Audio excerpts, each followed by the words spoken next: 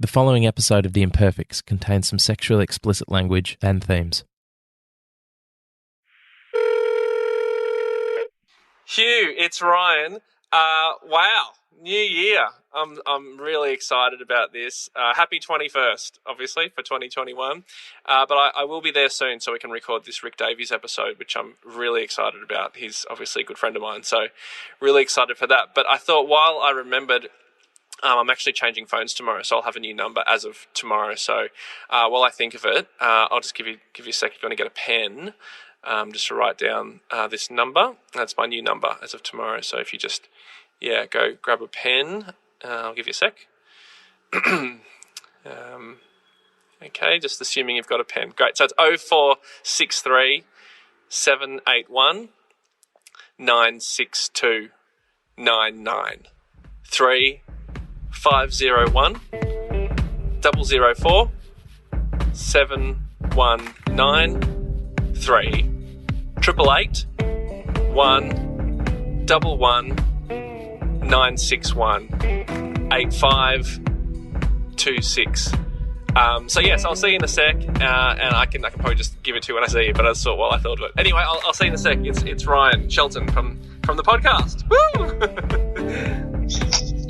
To call back, press 2. To replay message, press 1. To reply, press 2.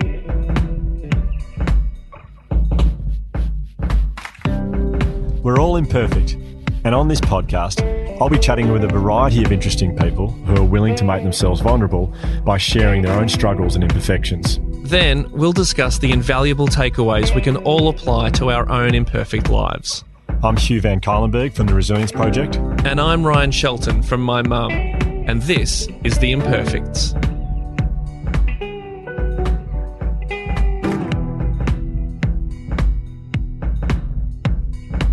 We're back.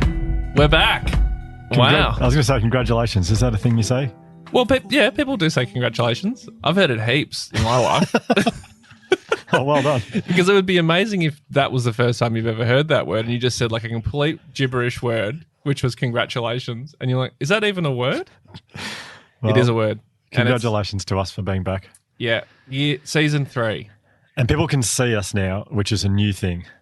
Yeah. Well, they can't. Well, they might not be able to see us right now. That could be confusing for people new to podcasts. If they're like looking at their phone or looking around, they're like, hang on, where are they? No. So what Hugh means is that we're filming the episodes now. We have cameras in here because Josh, the wizard, has set up this incredible lighting, great cameras. It's a whole new chapter in the Imperfects world.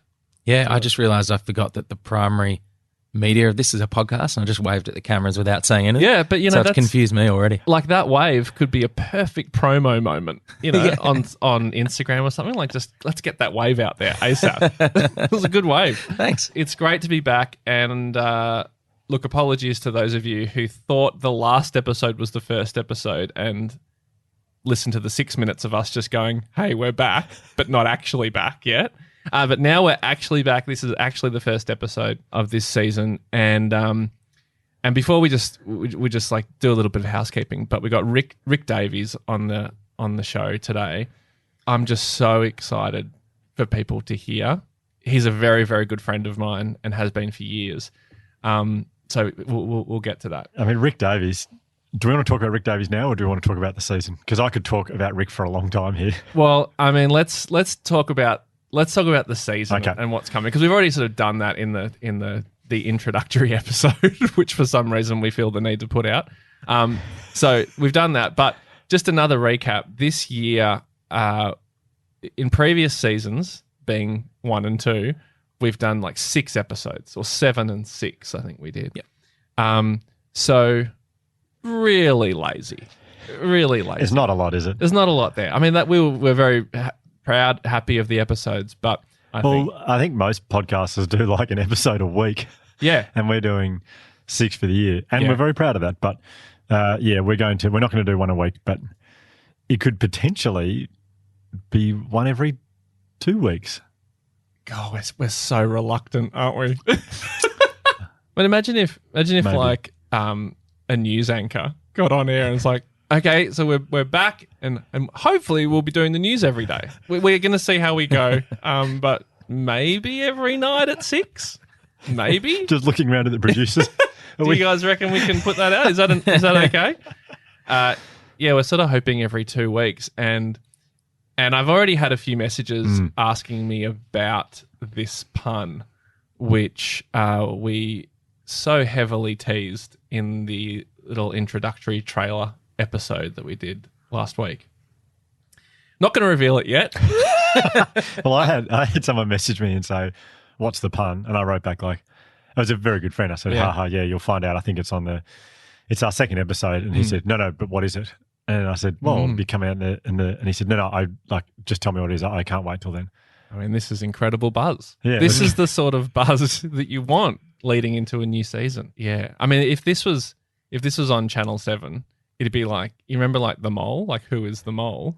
It'd be like, what is the pun? It'd be all built up. It'd be a huge promo campaign. It'd be billboards. What is the pun? You were telling me you saw an ad the other day at Channel 7 talking about how Holy Moly was on television. They said, this is the greatest night of TV ever. Yes, that's how they're promoting it. The greatest night of television ever.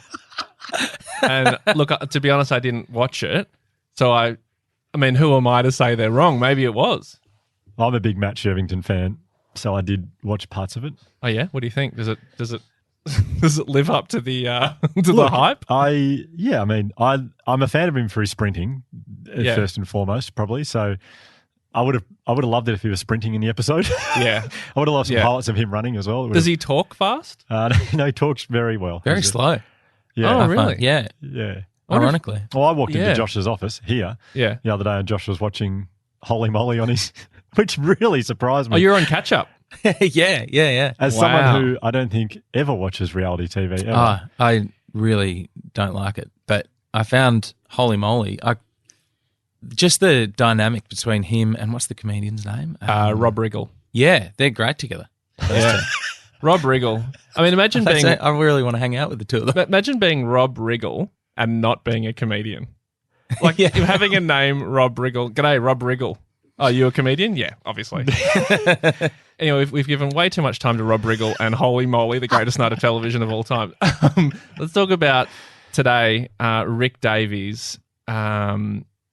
Just before we go to Rick Davies, for those the pun watchers out there, the pun with the episode with the pun will be revealed in 2 weeks' time. 2 weeks' time. Yeah, the second episode. So the hype and the buzz does continue for 2 more weeks. Yeah. But yes, Rick Davies, go.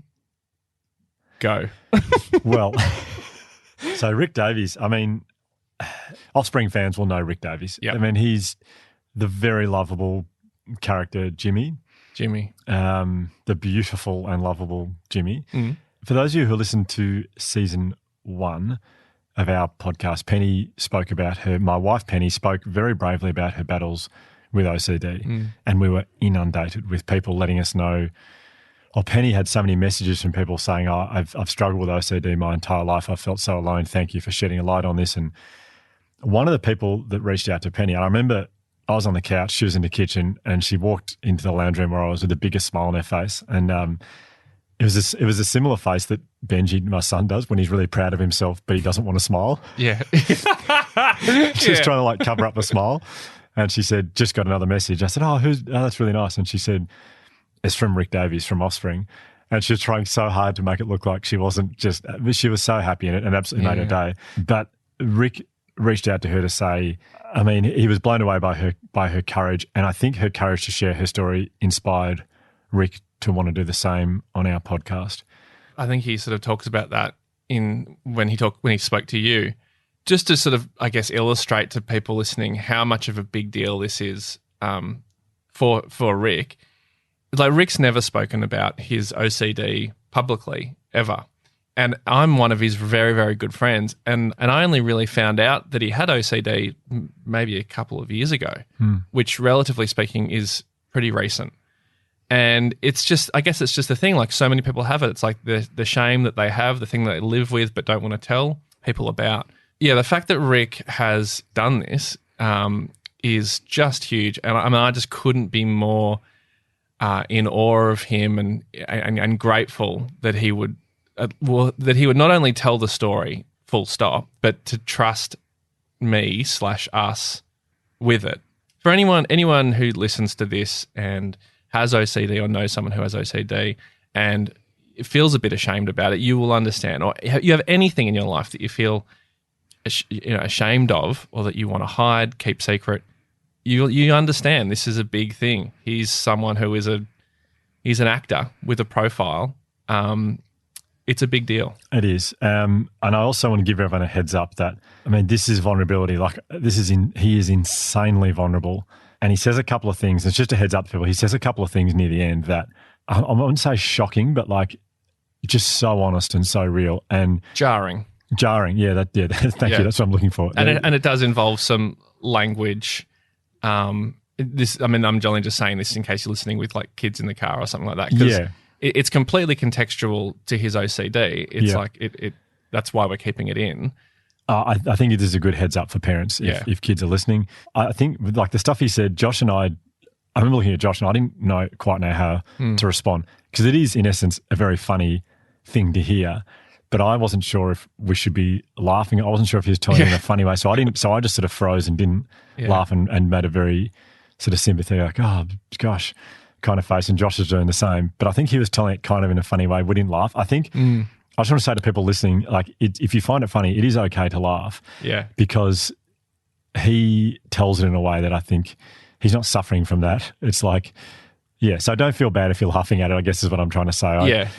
I told someone that I'm close with who has OCD that story, and they laughed and laughed and laughed and just said, oh, I know that. I know exactly that. Well, I'm glad you're saying that, because I pissed myself when he said it. When I listened back to it, I wasn't there obviously, but when I listened back to it, it was a big laugh. Yeah. Well, yeah, my friend could not stop laughing and said that to me summarizes OCD. That's OCD to me. That's my experience. It's these awful thoughts and then you do these things. And so, yeah, listeners, it's okay if you laugh, but a heads up, it is extremely vulnerable. Now, when Rick and I were leaving the building after the interview, I actually said to him, because I just heard the stuff, it was at the end of nearly at the end of the interview, and so I said, it was fresh in my mind, I said, hey, Rick, just, mate, honestly, if you think about it and you think I'm not comfortable putting that bit in, we'll cut it out for you. You don't need to have that in.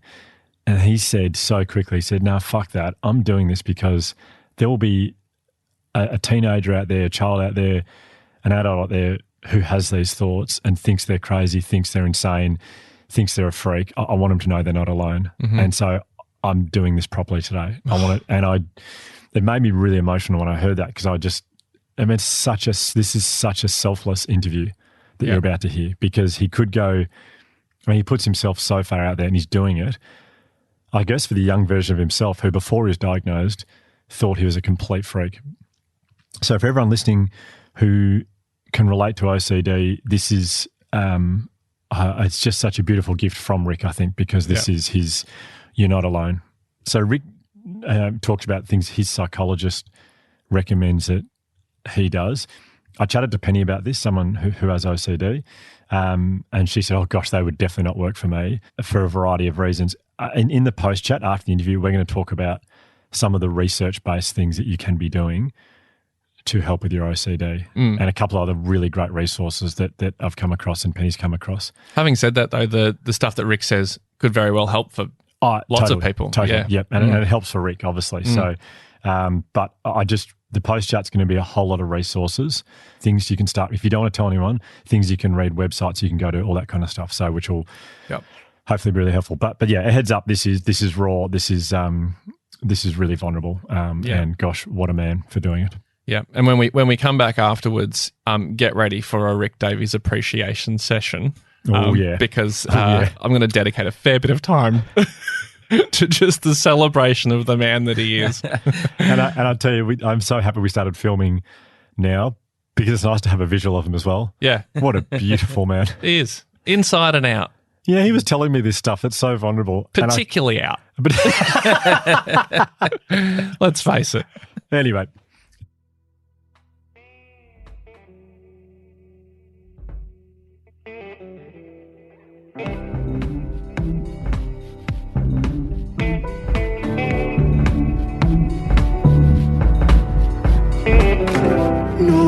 what I'll do. Stand on the corner, hang in the moonlight. You came and take my breath. Told me to be forthright. Now go check myself. Rick Davies, thank you so much for joining us today on our podcast. My anxious pleasure.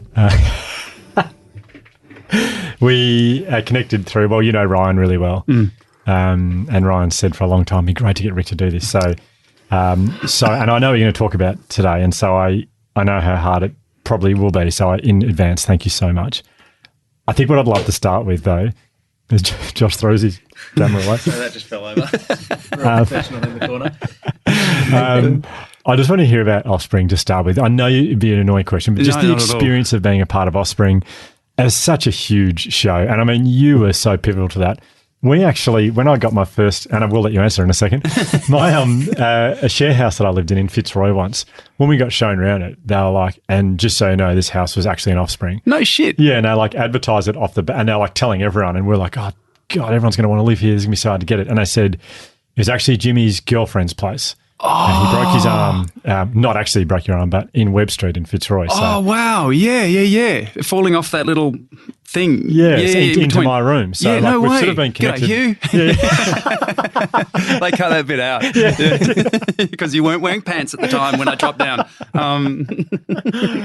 So anyway, the experience of Offspring, like, well, a life-changing thing to do. It was unbelievable. Like, it sounds like such a huge cliche, but they all really became like family members. Like when we did 7 seasons together, and even from the audition, like I remember going in on a different day for the audition to when they were actually being held, because I got this beer ad that was in Argentina and had to fly out when the actual audition was on, and it just was so much fun. Like it just felt, I don't know, right, the audition, and I went in and I had a laugh, and I even stuffed up a line and made an ad lib around it or something, and we had a laugh about it, and it just felt like Jimmy. I mean, in hindsight, that felt like Jimmy. Yeah. And just going through like the first day on set, I remember before we even started filming, actually, Kat, Asher, and I were doing some photos for like the family house and sort of making, you know, it was weird. We're playing cricket,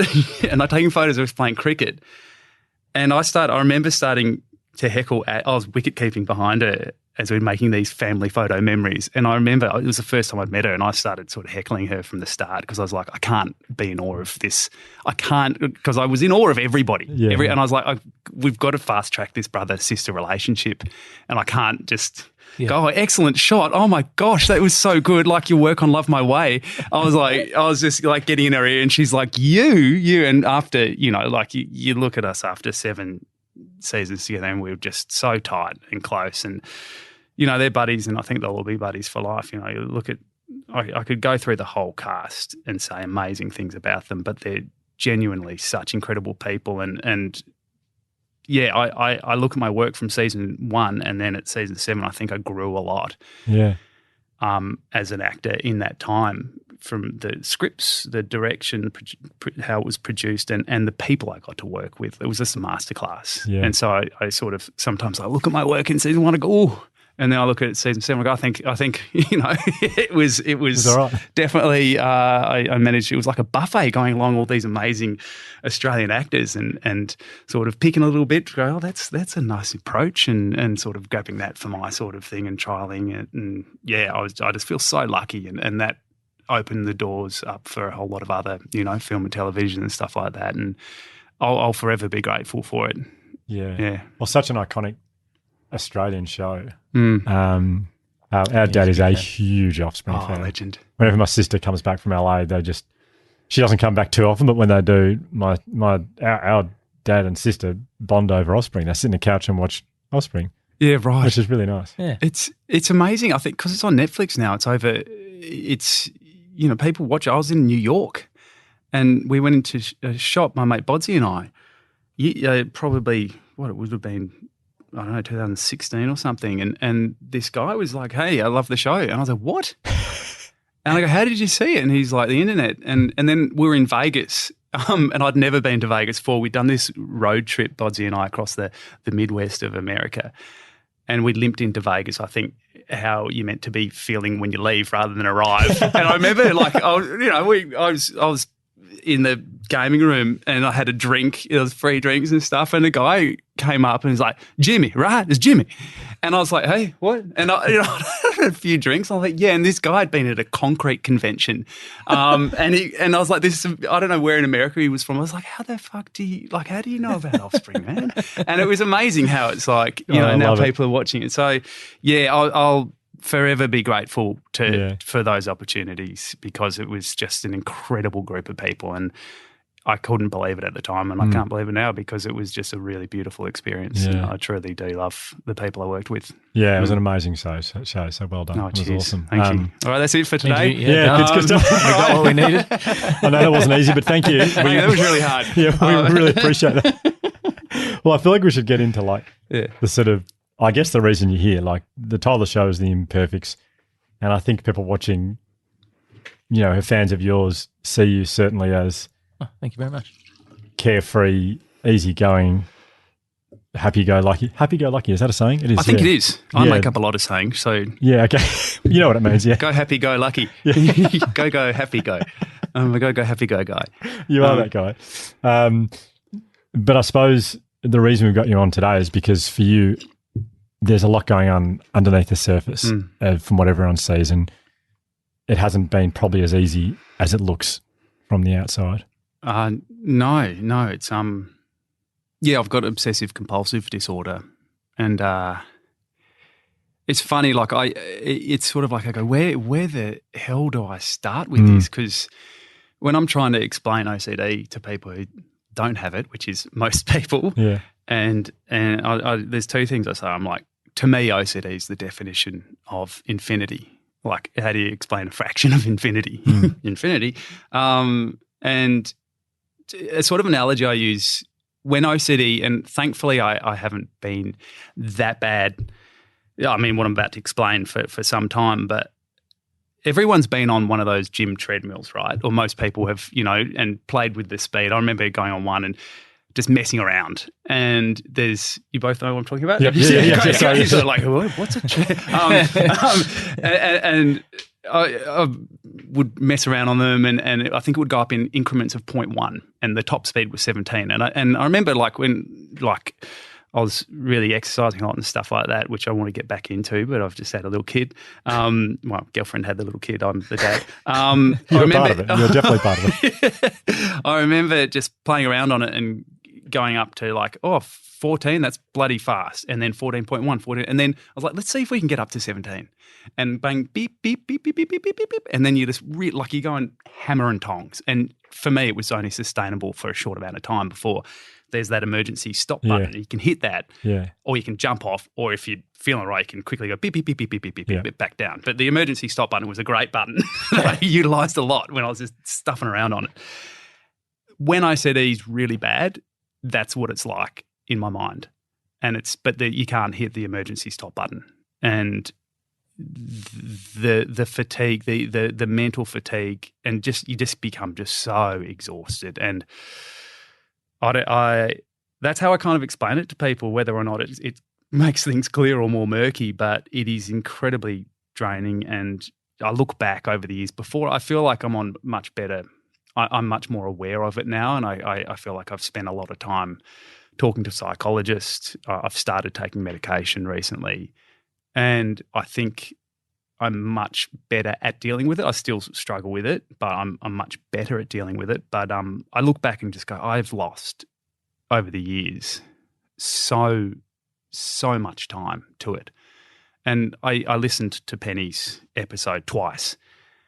And that's for people who are just listening to this one. That's my wife who spoke about, for the first time publicly, about her battles with OCD in our last season. So, sorry.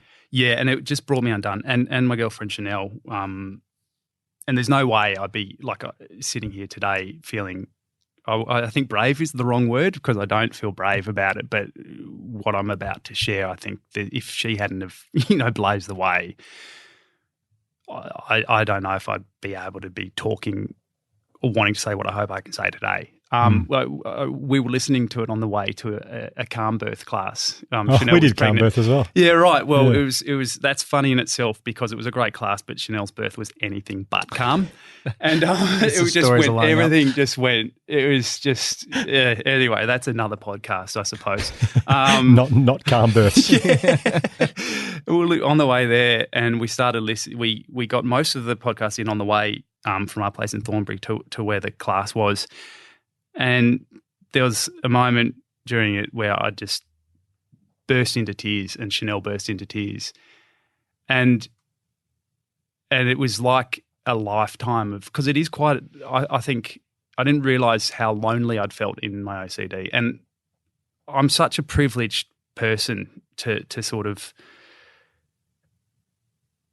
like I've born into a family that have loved and support me. They were able to financially support me through a great education and to give me the help I needed when I was 18 and had a kind of a breakdown with OCD. I didn't know what was happening to me. I was diagnosed as an 18-year-old.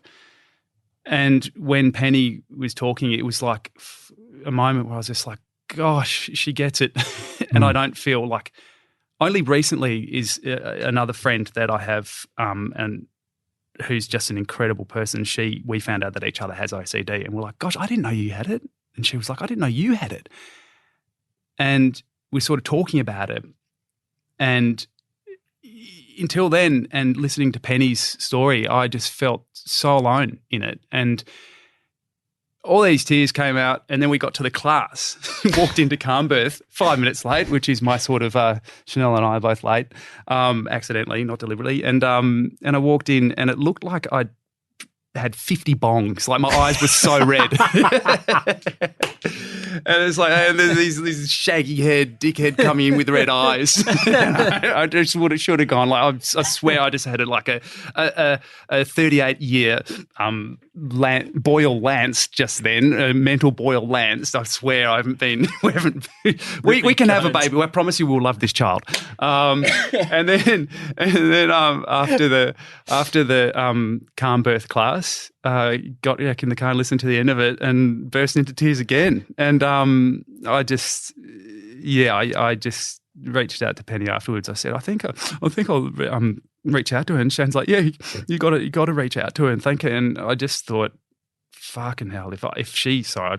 No, you can swear, it's fine. Great, awesome. Fuck yeah. I just thought, I just want her to know how incredible her story was, how much it touched me and just shone a light on these dark corners of my mind that I had come to terms with and I was all right with and I've gotten help for. But I just didn't feel so alone in my thoughts. And I found it incredibly liberating to hear her words. And when Rye asked me if I'd, gave me a buzz and said, do you want to do the podcast? I was like, I realize in life I often go, yes, absolutely, and then I figure out how I can get out of it. And that all happened in my head in the one phone call. And I was like, yep, absolutely, and yep, no problems. And then as we were talking, I was like, what the fuck have you gone and said yes to, mate? Because it's stuff that I've only really spoken to Chanel and the psychologist about in depth. Okay. And I've shared everything with Chanel. And I just...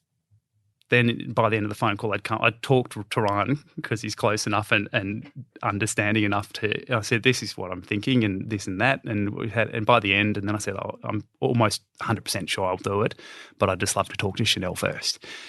Spoke to Chanel, and then I was like, "Yep, I'm going to come back and play on for the caravan. Let's do this." And and so here we are.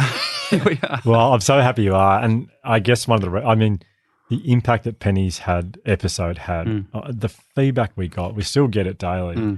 These long messages of people reaching out to Penny, people saying stuff like, I actually thought I was crazy. I didn't realize it was OCD. Yeah. Like people who have, I guess, avoided seeking help for it because it's such a scary thing. The thoughts that you have, the obsessions you have, you can't help but think, I must be going crazy. And then to not take the next step to go and get help. You know, these are people who are saying to Penny, I realise what I've dealt with. They're people that I know really well, some really good friends of mine who I've known for a long time. I had no idea. I think OCD is a lot more common than we probably realise is what I gather from, even when we thought about doing Penny's episode, I remember thinking, I don't think too many people relate to this, but if it helps a few people, that'd be great. Yeah. It's easily the episode we've got the most I mean, we've got some great, everyone's done really well. This one here, we just had so much feedback and we still do. It's obviously something that's touched a lot of people. Do you remember how old you were when you first started to? I don't remember life without OCD. Yeah. I remember, like, there's a photo. We lived in Papua New Guinea for when I was 3 till 6, and we were in Port Moresby.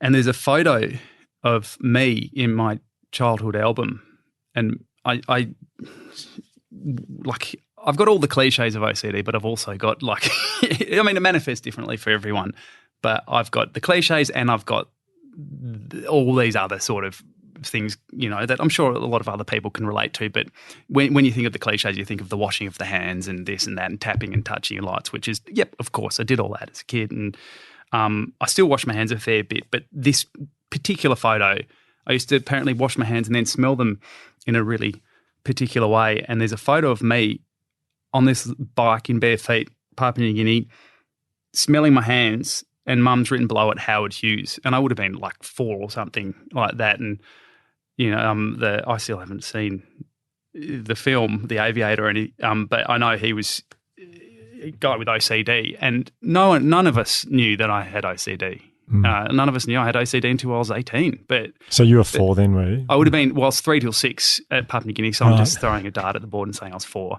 So all 3, all 6. But let's say I was 4. I could have been 5. Those compulsions go right back to then, and I don't even remember doing that. And my whole life, I've remembered, you know, it was horrible before I was diagnosed. When I was diagnosed, I remember feeling incredibly relieved. Okay. In a weird way, because I knew there was something. I knew there was something. Like, my compulsions were becoming so obvious to other people that, and I've had some great. Like, I've got such a great network of friends and such an understanding network of friends, and such a supportive family. But people were starting to go, "What are you doing, man?" Like, I remember I went to I went to this school where 4 out of 5 mornings we were at an assembly where the chaplain, the reverend, would give a sermon, and then you'd pray as a school. And, you know, that started manifesting. Like, I started getting these prayer compulsions, and I think if religion is helping other people, that's great. But it took me a long time to distance myself from that, because a lot of my compulsions, and to give one example is ridiculous, as I'm sure anyone with OCD will tell you, because it's infinite. It manifests in so many ways. But this one particular one that I did for ages was a prayer compulsion, and I was remembering the words that I used to say the other day, and I just focused so hard, and I put my fingers in my ear and clench my eyes shut, and I'd have to do it so many times to get it just right. And the actual prayer, do you mean? It was like a prayer compulsion. If something like an intrusive thought came into my head, right, I'd have to sort of, that was the obsession, and then the compulsion to get rid of it was these mutterings. And I remember my friends in the schoolyard like going, "What the fuck are you doing, man?" And I remember on the beach one day as a teenager, and I was with a big group of my mates, we were all having a great day, and I just got stuck in this loop, and I walked away. I found, I didn't realize that I was sort of walking away from them, and I had my hands and my fingers in my ear, my eyes shut tight, because it was just, it's so frustrating when you can't get it right and you have to do it over and over and over and over and over again.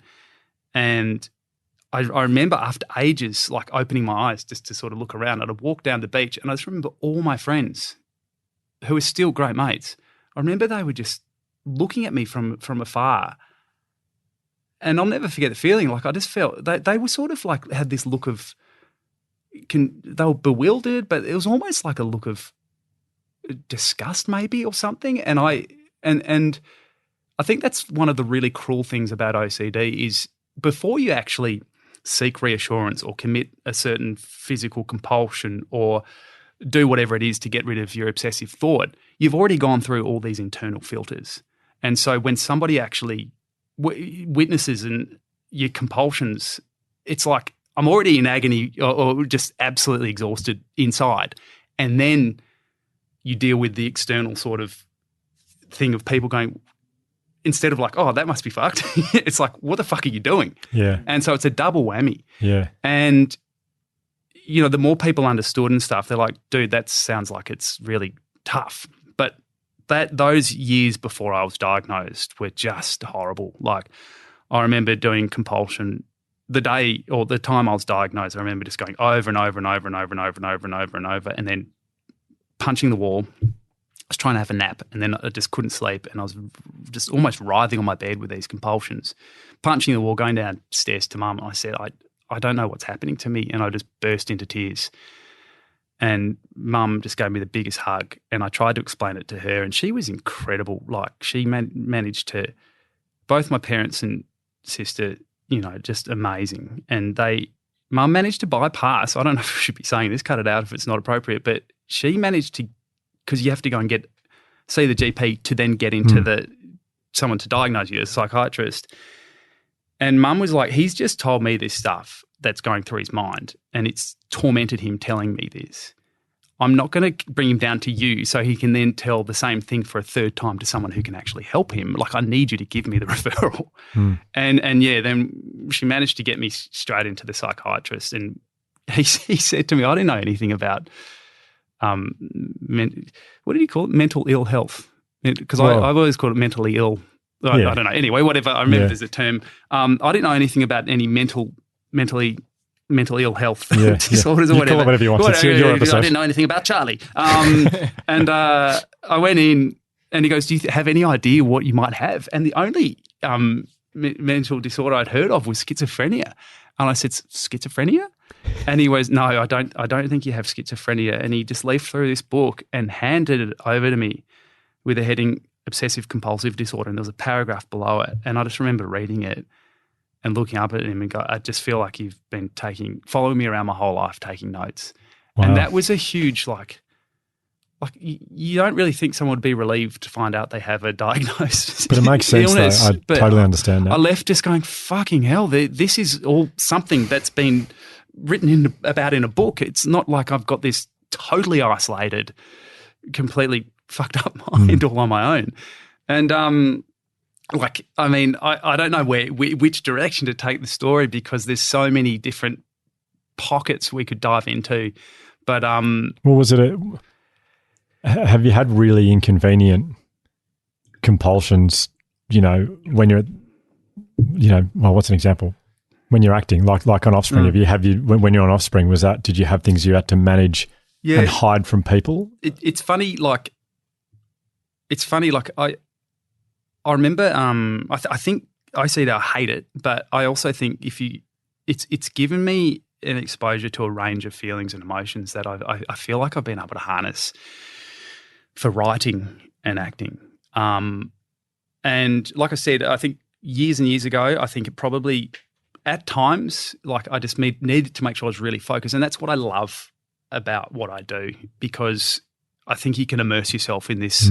If you really commit to what you're doing and your concentration is just, you're really in your character, it is just a beautiful release from OCD. And it's just really, like Dad said, I hope you know that when you've been really flat out, your OCD almost goes. Like my buddy Alethea and I made a short film years ago that, you know, I wrote, acted in and produced, and she directed and wrote, and we were really lucky with the journey it had on the festival circuit, and some awards and stuff it picked up. And during that time, I was so busy with it, so busy. And Dad goes, you were flat out, man, and working your ass off. And I noticed over that time you were just, your OCD was almost non-existent. And it's funny, this industry, because when I'm working, I think I can channel that obsessive energy into what I'm doing. But when I'm not, you know, it's tough. Like,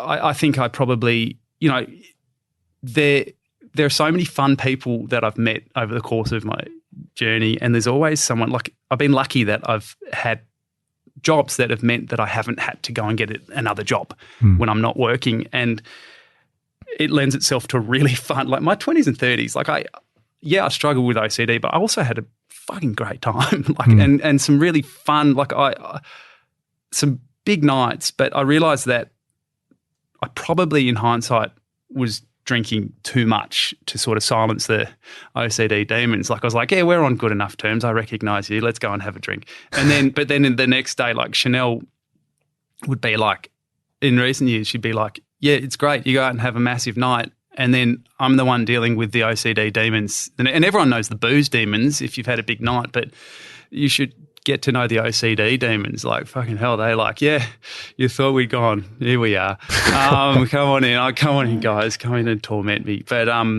it was, I remember going back after with the psychologist. I think I got a really great psychologist. And after every 10 sessions or whatever, I have to go and get a referral to go and see him again.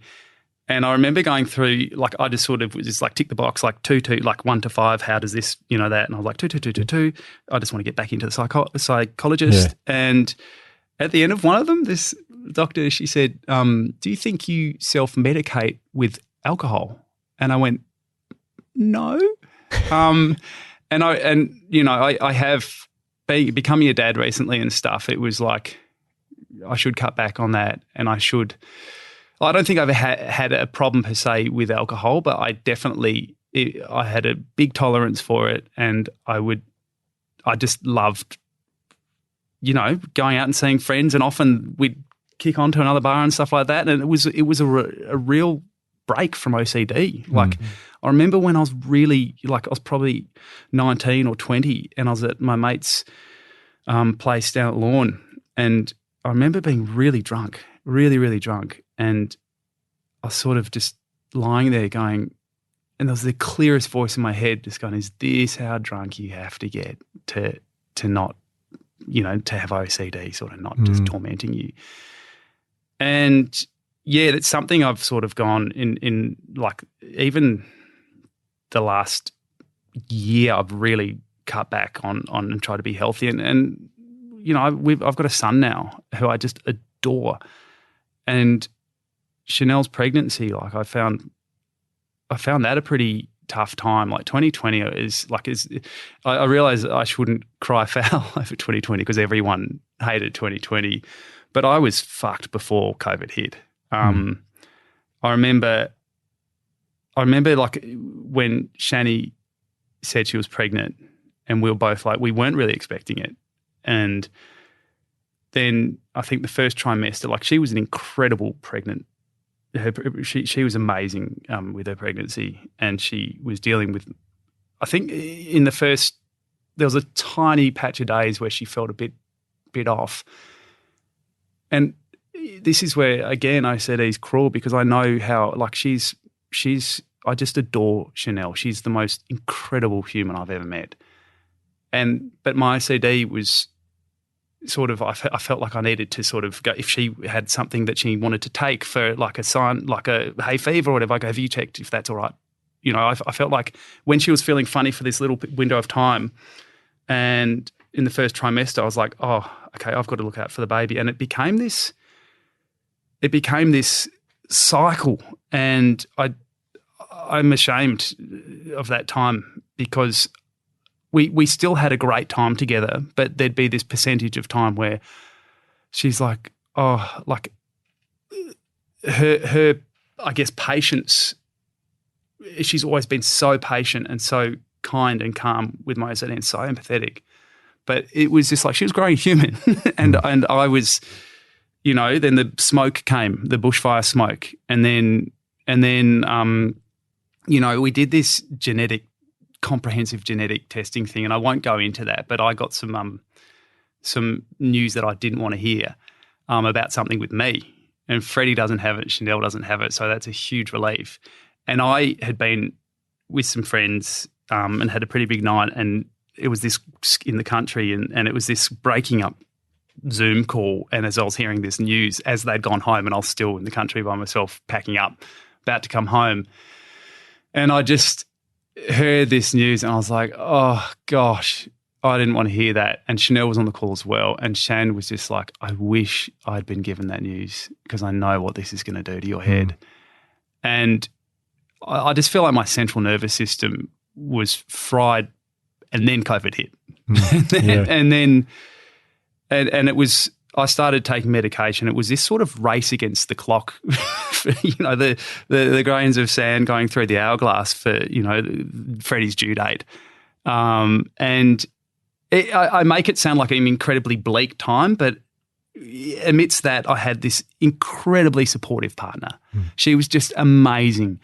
And I feel like I did really make, I think the last 4 years in particular, I've made some real progress with my OCD. I've been really committed to getting better, and I started taking medication. And when I'm like, I look really shaggy now, but medication to me was like, if I decide I can get a haircut, I'm like, it's right now. I got to get it right now. And I'd resisted medication. Like when I was 18 and punched a wall, got on medication to get through my Year 12 exams, because that was diagnosed, I think, about 3 weeks or 2 weeks before my Year 12 exams.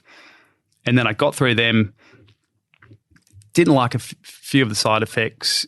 And then anyway, they helped. They really helped me. Got through my Year 12 exams. And was like, that's it. I don't want to go on them anymore.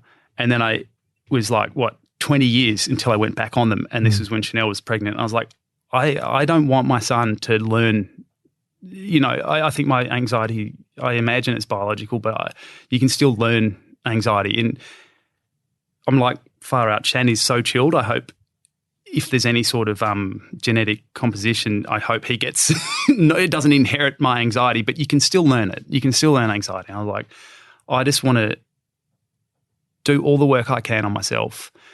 And that's eating healthier. That's, I cut right back on drinking. I'm really talking about drinking a lot. It makes it sound like I'm an absolute booze fiend, which I'm not.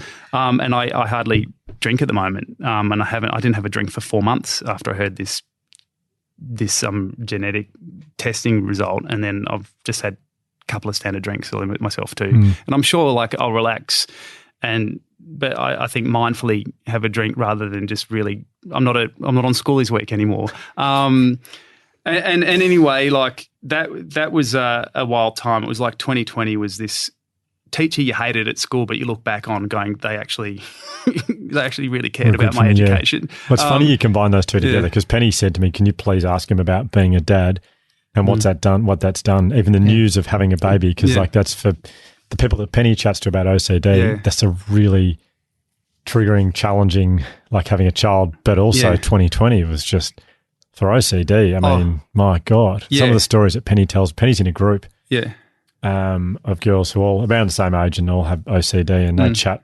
they catch up every 2 weeks, and they share stories.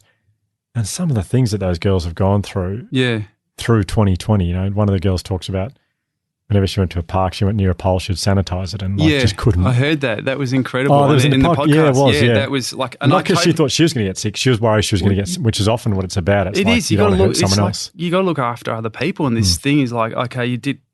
Like just what popped into my head right now, I remember being in the Grand Canyon on this road trip.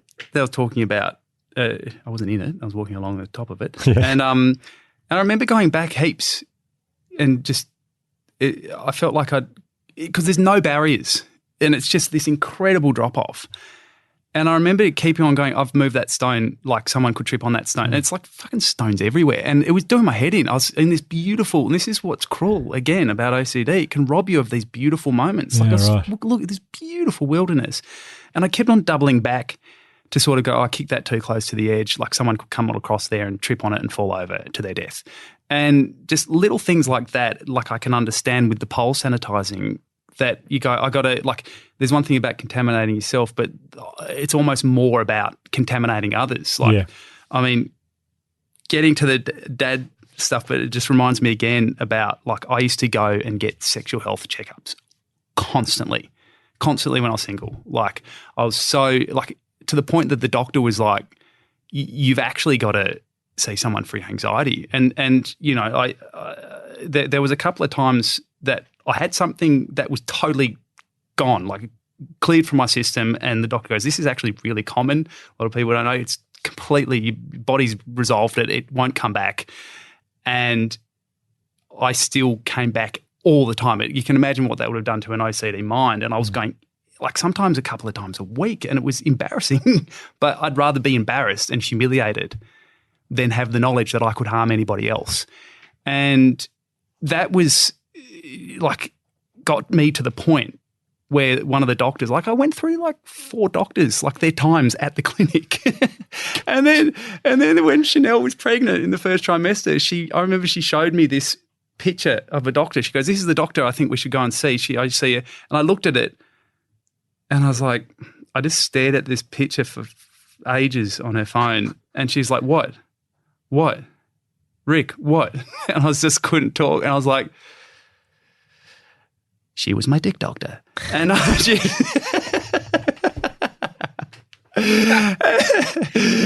I was like, oh God. And I had days to prepare for it. And this poor woman, we went in and she's like, and Chanel was like, it's going to be fine. I was like, of course, like these are the people who were telling me to see a psychologist in the first place. They're like, you don't have anything to worry about. Like, stop worrying about, like one of the doctors said, do you look at your arm? You stop trying to find things.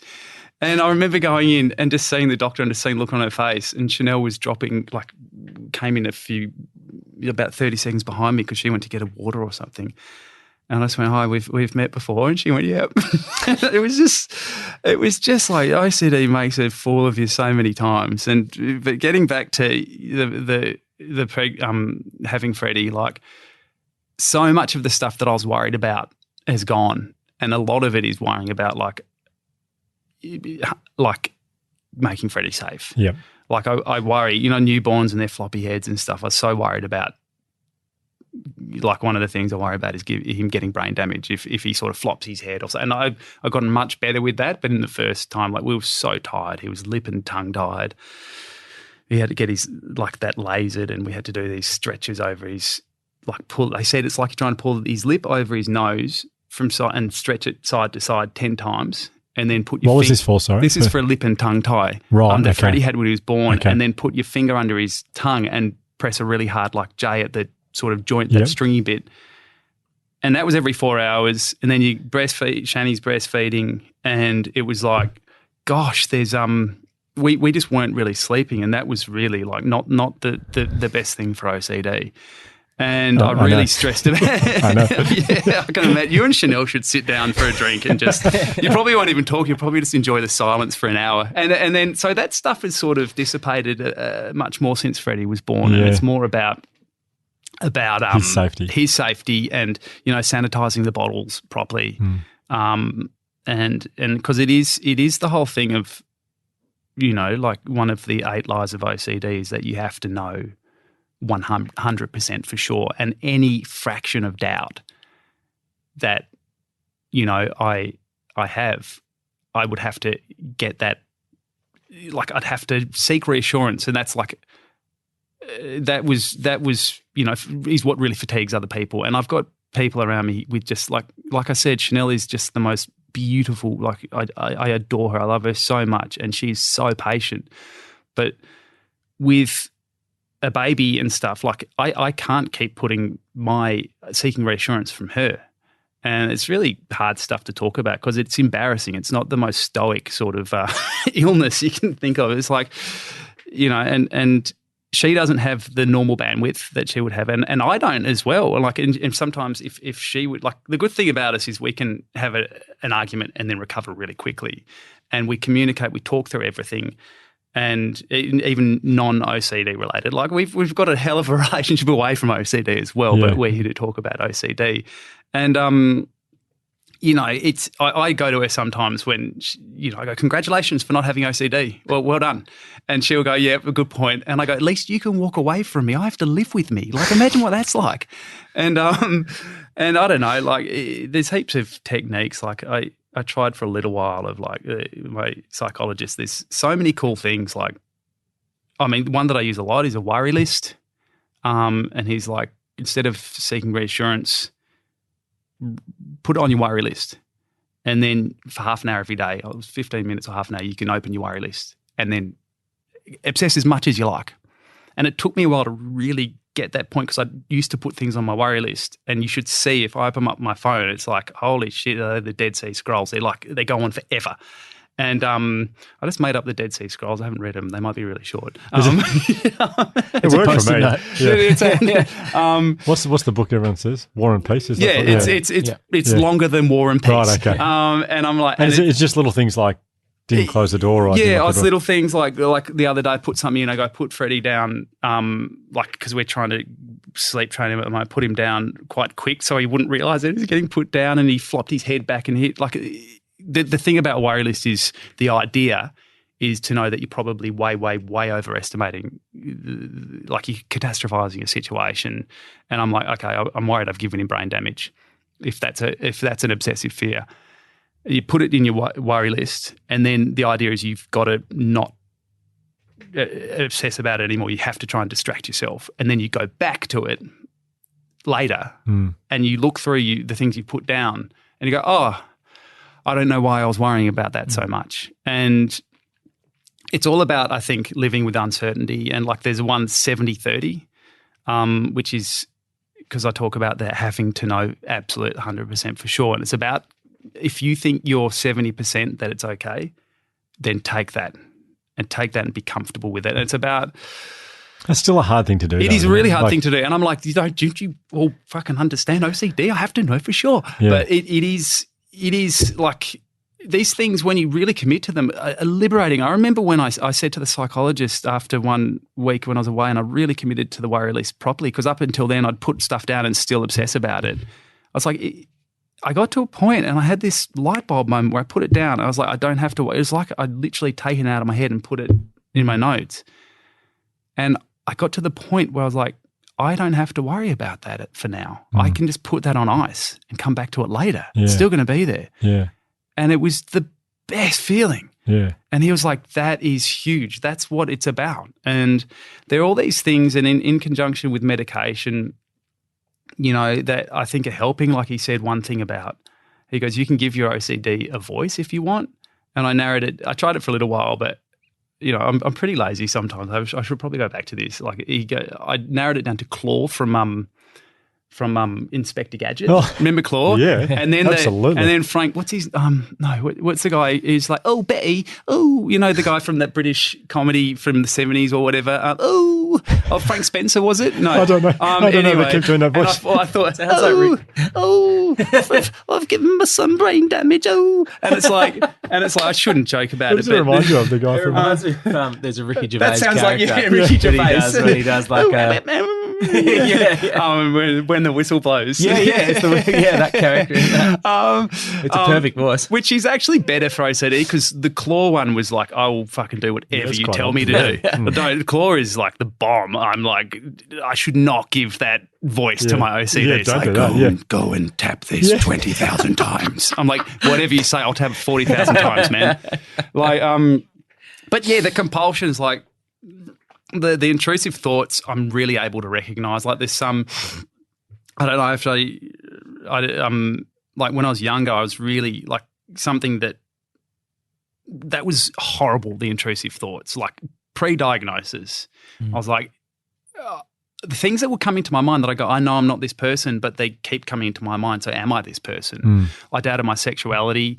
It's a big part of Penny's experience. Yeah, I doubted my sexuality. Like I was like, I know I'm attracted to women, but why am I getting these intrusive thoughts? Yeah. And it really, like, for so many, until I really addressed that, because I was worried. Like I go out and meet a woman. I love talking to her. I've had some incredible relationships, and I was like, but why? I had a real fear of like, am I going to get to a point in my life where I leave this person?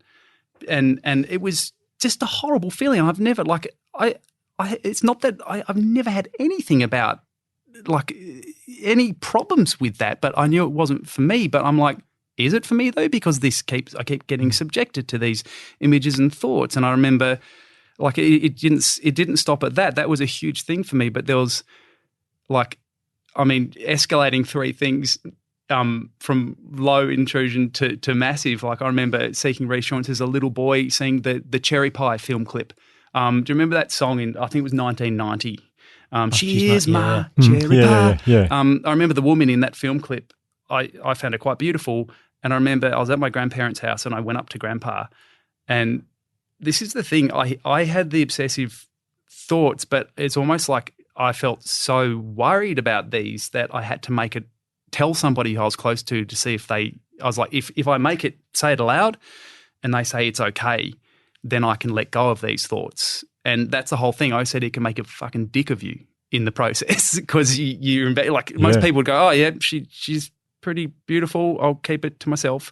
But I remember going to Grandpa, went into his office and he was working. I went, Grandpa, and I was I think 7, and he's like, yeah, and I go, I was just watching the Cherry Pie film clip and I saw the lady in it and I got a stiffy. Is that okay? And he's like, oh yeah, yeah. It's and then it gets like more intrusive. Like I remember. Like you'll probably edit the next 2 out, which is fine. But I sort of think I'm trying to talk to the teenage version of myself that was so lonely in his like surrounded by love and friendship, but so lonely and frightened. And yeah, there was one I remember when I was like a bit older than that, but still really young. And I didn't know what oral sex was, but I remember going to the kitchen when my mum was, and to me it wasn't oral sex, it was just an unpleasant image. And I remember my grandmother, who I loved dearly, like it's the opposite of what I want, like the opposite of what I wanted. And I remember saying to my mum, oh, Mum, I really don't want to do this. Like I really, really don't want to do this, but I keep having the image like of sometimes if I were to lick Barbar's fanny. And she's like, that's okay. Like to my mum and dad's credit, they didn't know what OCD was, but they were really like supportive. And she's like, that's okay. And then I added, like, I changed the school lady's name to Mrs. Butler. And I was like, and sometimes also licking old Mrs. Butler's fanny. And she's like, that's okay. And I was like, it was. So how old are you then? I would have been probably school? Around 12 and at a similar age. And this one, I said to my parents were over for dinner last night. I said, do you mind if I say some stuff? And these 2 stories, they couldn't really remember. And which is great, but it was probably harder telling them last night. And they like, because it was like who I told than actually talking about it now, which is really weird because it's uncomfortable both ways. Yeah. But and like I said, it'll probably be left on the cutting room floor if it's inappropriate, which it is. But I remember going to my dad, and I mean, put yourselves in this position. It was a horrible, horrible thing. Like, I adore my family. And going up to Dad, and I remember he was chopping, I think, tomatoes, and I was about to go on school camp the next day. And I had this horrible intrusive thought, like, again, it's like my mind probably, just thinking about it now, would probably think of what's the worst taboo in this moment? Okay, I'm going to torment you with that image. And then I'd have to tell the person about it. And I go, Dad, I just had the image. I promise you I don't want to do this. I had the image of putting my dick in your bum. And I remember him just go, oh, okay, yeah, right. And it was just, I remember Mum and Dad always loved and supported me, but like telling your dad that at an age where you're not diagnosed, you don't know what's going on in your head, that was just so fucked up. It was just, and that's. Your parents though, like, it sounds like they dealt with it so well. So well. And you know, I remember telling them about it last night, and Dad goes, oh, vaguely, maybe. And Mum couldn't remember that. And I was kind of relieved. And then there's a whole thing about OCD where I'm like, fuck, am I, like, I can't say even a fact that I've heard on the news or on the, I'm like, if I say something, I read often, like, it's the disease of doubt that my psychologist talks about. And I'm like, I have to Google it and stuff. And I Googled, I can't Google what I just said to my mum and dad. I can't fucking Google it. See, I did. I always, even if there's a fact I've heard, like, you know, this happened on the 27th of February 2004 and this thing in America. And I go, see, it happened. I'm not lying. But I know this is my truth. And I found myself having an obsessive reaction to it last night going, and Chanel, who's incredible, was just like, hey, you don't need to keep on going. Like, they know. I kept on going, you know, I didn't want to do that, you know. And they're like, yeah, cool. And after a while, Dad goes, yep, I get it. You don't want to bum your dad and you don't want to lick your grandmother's pussy. And I was like, this is last night. Yeah. Because I was like, is there anything, can I just, I want to talk tomorrow about like helping people, and if I have to embarrass myself and shine a light on these things that I struggled with, if there's someone out there who's in a similar position, like I can't go on and tick the box. If I'm going to do this, I've got to do it properly. Yeah. And well, this is the power I believe of this podcast is like, yeah, Ryan and I will talk afterwards with Josh about things you can do, but just for someone out there of any age hearing these stories and going, fuck, I've been there or I am there right now, I'm not the only one.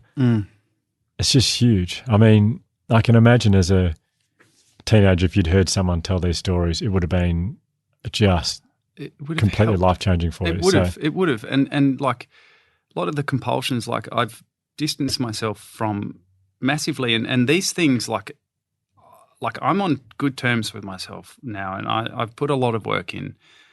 And, you know, Chanel, when she first met me, said, I thought you were the most relaxed person I'd ever met. And I go, don't forget that, because I can, like, it's funny. One of my best mates once said to me, I don't know if you're the most anxious, relaxed person or the most relaxed, anxious person I know. And you know, I still have my days, and I'm sure when we start getting some sleep again, you know, like I don't know, like I still feel I've got a long way to go, but I feel like I'm like harnessing everything I've learned and able to sort of ride this wild beast where I just kept on getting bucked off when I was younger. And I think for anyone who has it, like, it's a shit of a thing to have, but it's also, you can also get there. You really can. And I feel like I'm in a position now where I'm able to really give to my work, give to my family. And I do want to say that I think the reason why I'm here is I have no doubt about it, is the support I've had. People like Penny and you guys doing what you do is just so incredibly beneficial. And I said to Chanel the other day, I don't know if there's much difference. I think the only difference between me and someone who you might walk past on the street muttering to themselves is my privilege. And, you know, if I hadn't have gotten to think about some of my obsessions that were kind of like became, when I was younger, almost you do the obsession, like that became, if you weren't doing that, that became almost an anxiety that you had to just do it and almost like a tick. And I sort of go, fuck, if I hadn't have gotten the help I got and put in the work I put, which is not cheap, I potentially would have sort of really, really gone off the rails. And here I am, I'm able to say I've got this beautiful little boy at home that I just adore. I've got a girlfriend I just love so much. And I feel like I'm well and truly on the rails. And yeah, it's about the love and support and the work I've put in, but my privilege is really something that I don't take lightly. And, you know, I just think for anyone out there who has it or who knows someone of it, like, things like this is like, what a resource. Like, I'd say listen to Penny's one first for more share. What I was in awe about Penny for so much, her bravery, but also how she was able, like, she seems really, to me, deep in her understanding and I guess the way she tackles and deals with it. Like, to hear her speak so eloquently, I'd really suggest, if you haven't heard that, listen to that one first and then come and listen to the Dick Doctor version. It's not a life sentence if if it's not managed and it's not diagnosed and you try and deal with it without help. Like, I guess I didn't want help for a long time after I was diagnosed, and then I'd limp back. I refused to go any further than the initial psychiatrist who diagnosed me. Well, you need to speak to a psychologist, I think. And I found so much peace in that. Yeah, I mean, I fucking hate OCD, but I have had the best life. And I've just got so much happiness in my life. This has tormented me, but, you know, I know my demons now, and I know how to, like, you know, I know how to manage them so much better. I've got the saddle on. I've got a nice little canter going, and I feel, I could get bucked off, but I know how to quickly get back on the horse. I speak in analogies way too many times, but you get what I'm saying, surely. And it isn't a life sentence. And, you know, like I said, I think there's stuff in work that I've done that I've been able to harness that obsessive energy. And, I just think there's it's the thing, like, there's so many examples where you can talk about how it has sort of derailed you and taken you out of a moment where you want to be present. But at the same time, once you get the hang of it, it sounds really easy now, doesn't it? It's not a life sentence. You can really, like, I do worry about kids. I didn't have a pandemic and I still got pretty severe OCD. I do. You know, I don't want to. You know, even with me, I was washing my hands so much, and like the little lines, you know, the fingerprint things. A couple of them started splitting.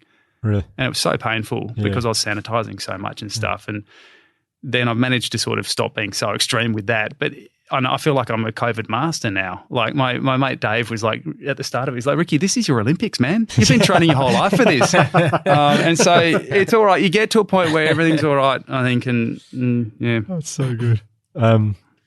Yeah, I mean, Josh, I don't know if you want to jump into some questions. There's so much I'd love to ask you about, but we could talk forever. When you were talking about diagnosis and how freeing that was, or freeing, is that a good word? It was. I felt liberated. Like I just felt like, okay, I'm not a complete freak. There are other freaks out there, and you're not freaks. Anyone with OCD. But I thought it was interesting that it's freeing. Diagnosis seems like it can be freeing, but also I felt like I was hearing that one of the reasons why you didn't do more at the time was also you didn't want to be defined by it and locked into it as well. Yeah.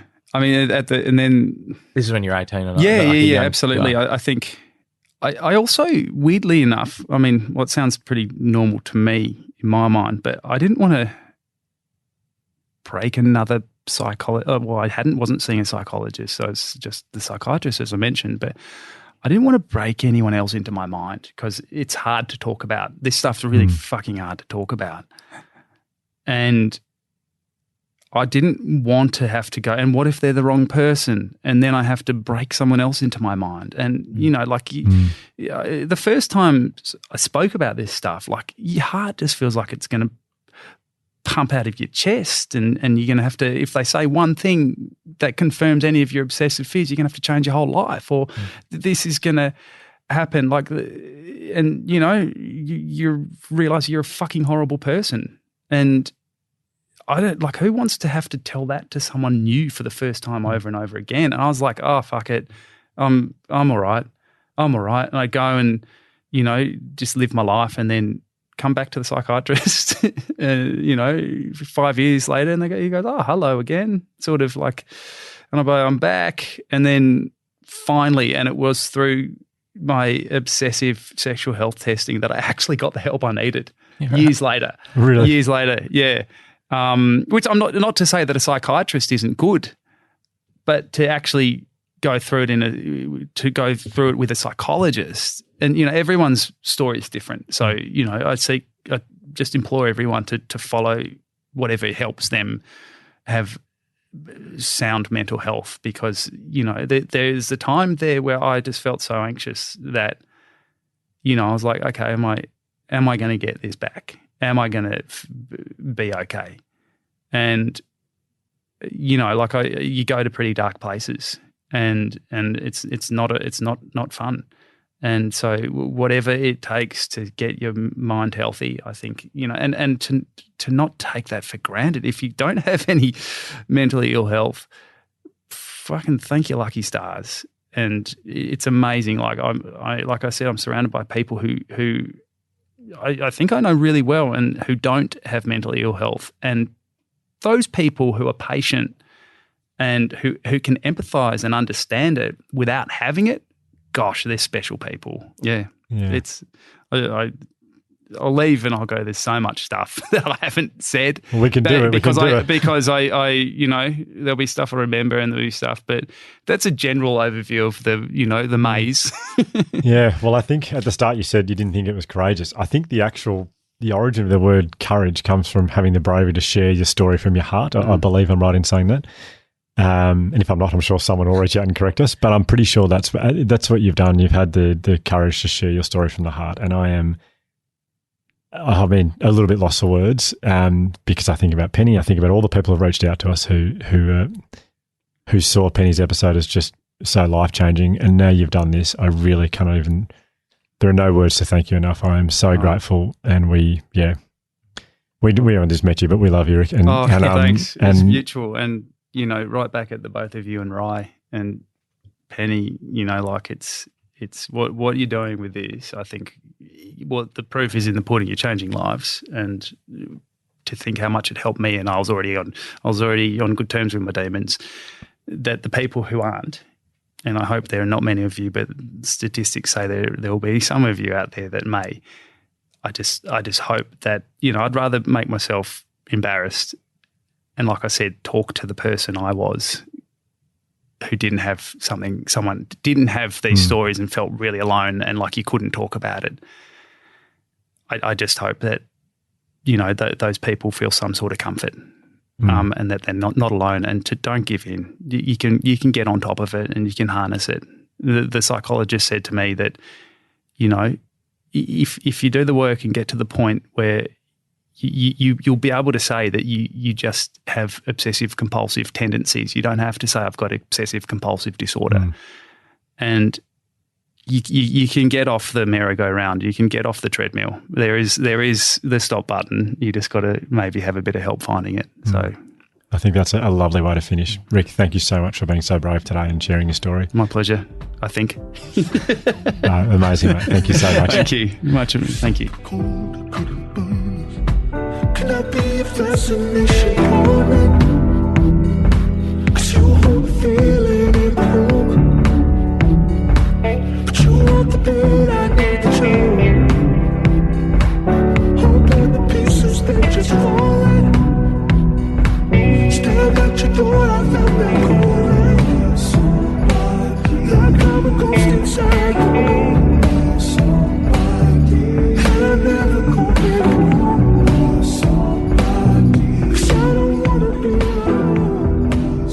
Well, we did say that it would be pretty full on vulnerability, and I really hope it's amazing listening to that interview to me, because I feel like the time I spend with Rick usually it's just fun. We're just having fun, and very, very rarely, like pretty much I'd say 80% of the stuff that he just talked about, I've never spoken to him about.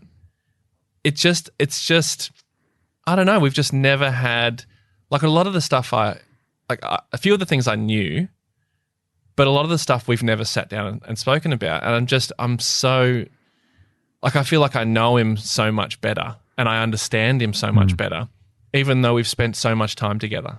It's wild. And it's not like we have a relationship where we can't talk about things, but it's just never, I don't know. I feel so lucky as his friend. And as I hope many of his friends and people that know him, if they listen to this, I just feel like I'm closer to him in a way. Yeah. It's funny. I mean, I don't know if you noticed the way that I summarized the episode and farewelled him. I said, I love you. And it just came out, and I just met him. Yeah. But that is an example of what vulnerability does. Like, it connects you. Well, after the episode, like when you stopped recording, you proposed to Rick. Like, that's what I couldn't believe. Yeah, you proposed to Rick, and he was so flustered. He was like, and he didn't. Get me out of here. Yeah, well, he felt bad. He didn't want to like disappoint you, so he said yes, and you guys went and eloped. Like, that was a pretty amazing. Sorry, we didn't invite you. Yeah, I thought it was a bit strange. Last minute. I introduced you guys, so that at least I'd be the best man. Weird. But yeah, no, it's true though that when somebody shares themselves like that or shares their story like that, and I dragged Josh into it as well. I think I said, we've only just met you, but we love you. We love you, Rick. Yeah. But that's what vulnerability does when you are truly vulnerable with someone. But Josh, from what you've said to me, like, you back that. You love 100%. Well, yeah. It wasn't dragged at all. I was jumping in. On board, jumping into the dragged, cheering and screaming. Yeah, exactly. And I think I asked you for his number so I could text him to thank him, I still haven't done it because I'm too nervous about what I'm going to say. The other thing that struck me while we're doing an interview, very quickly before we jump into a summary of that episode, you two look quite similar, and I kept like looking at you. I don't think that's true. No, you're very similar. I mean, if someone walked into the room, and then someone said 2 of these guys are brothers, they would go, "That's an easy one." There's no way that they go, that's a stupid question. Like, why are you asking me that? It's obviously these two. Oh, that's great. But anyway. I don't know if this will get him, but for some reason when you said before about how much you loved his hair, I just had this image of you having his hair when he came for the interview. Or even now. G'day, Rick. Now. That would be great. We've got to Photoshop that. That would be amazing. Like when it'd be like you've gone home from the interview and you've taken 50 hairpingers. Like we spoke, and then for those who don't know that reference, we did speak last year about the fact. Well, we discovered that both of us take hairping. Do you still do? Yeah. We both take hairpingers. Actually, I mean, I thought a lot about that after listening to Rick because Rick, being vulnerable about a shame. Like my shame was the fact that I was losing hair and I take these hairpingers, as you call them, which a lot of people ask me about. Is it unethical to say what the brand is? No, I don't think so. Because so many people have. Me too. I have literally, and I cannot imagine how many people you've had contact you. I've literally had probably 50 people contact me asking me what the tablets are. So they're called, the ones that I take are called finasteride. Me too. You too? Same okay. one. Yep. And you do, high five. Finasta 5. But you do need to get a prescription. I'm not endorsing finasteride or anything like that. It just happens to be the one that I have. And funnily enough, I've had a lot of partners reaching out on behalf of their partner. Oh, heaps of that. Heaps of that. I think my boyfriend would really like these hairpingers you two speak of. What are they? Yeah. So that's the context, but I just love the thought of you going home after the interview with Rick and just just sculling a box of finasteride. And then walking in here to you guys pretending like nothing's happened. What's up? Hey, what are you looking at? Rick looked pretty cool, didn't he? It's a good look. Yeah. You've got the backwards hat. You've got the full look. Okay, so Hugh, you've done a great thing here and you've put together a bunch of resources and stuff for people. OCD because resources. So many people reached out to us after Penny's episode to say, my gosh, that's me. And I feel like with Rick's profile, this is going to happen again. What we didn't do with Rick's episode was we didn't talk about what OCD actually really is, in part because we did that with Penny, but we're more interested in Rick's experience. So I just want to talk about what it is, I guess, because people think OCD is, I'm so OCD with my bathroom or my car, or it's not being fastidiously tidy. That's not OCD. So mental health professionals call OCD a secret disease, and it's like a silent epidemic. Studies on the prevalence of OCD suggest it's actually a lot more common than we realise. And my DMs would suggest it's a lot more common than we currently realise. Oh, yes. Yep, same. After Penny's episode. So majority of people with OCD choose to suffer in silence due to the embarrassment that comes with it, because they feel like they're freaks or they're insane, whatever it is. A bit like Rick. Well, about. Hearing the stories of Rick, the intrusive thoughts and the things the compulsions that as a result of that, you can totally understand. God, I mean, it would be. You cannot even imagine. You cannot imagine what it'd be like. Yeah, especially before you've heard of what OCD actually is. So. Many people see it, as I said before, as like OCD is like a funny behavioural kind of quirk. It's not. OCD is a severe and crippling illness. It can be described as persistent, irrational and inappropriate thoughts. People with OCD can't suppress those thoughts. They can't make them go away. These thoughts make them really anxious. And to reduce and prevent the anxiety attached to those thoughts, they actually develop compulsive behaviours or rituals that they're called, or behaviours. To deal with it. Yeah. Unfortunately, those compulsive behaviours don't actually make the obsessive thoughts go away. In fact, they actually feed them. Right. So I'm going to give you a really extreme example, and I still... Is it kind of like scratching a mozzie bite? It's like, I guess so. The more you scratch. Yeah, it does give you relief instantly. I'm going to leave the resources to you. Everyone with OCD is like, Ryan, shut up. Don't talk about mozzie bite. Yeah, it's just like a mozzie bite, yeah? Yeah, no, I get it. I can completely relate. It's like a mozzie bite. Anyway, see you next week. Sorry, everybody. Okay, Hugh, please. No, it's good. It's good. So I've been reading a lot about OCD recently. In fact, I'm reading a book, which I'm going to recommend in a second, because I think people who want to know more about this need to read this book. But so I was reading about OCD the other night, and I read about an Ethiopian girl called Bira, who actually ate the wall of her mud hut due to her OCD. So wow. She didn't want to eat the wall. That wasn't what she wanted to do, but it was the only way she could stop thinking about the wall. And I know this isn't necessarily the right question to ask, but how big was the wall? By the time she was 17, she'd actually eaten 8 square meters of a mud brick wall. Mud brick. Before she took herself to hospital. So she ate mud, basically. Wow. Yeah, but here's the thing, and this is what I just want to really stress here. So she was diagnosed when she eventually took herself to hospital in Ethiopia. She was very lucky. There's a very good psychiatrist there. She was actually diagnosed as having moderately severe OCD. Moderately? And this is why. There are people out there who have got a lot worse than Bira. Mm-hmm. Bira was considered moderate because she only spent about 2 hours a day thinking about eating the wall or actually eating the wall. Right, okay. But on average, OCD patients can waste up to 6 hours a day on their obsessions and 4 hours on their compulsions.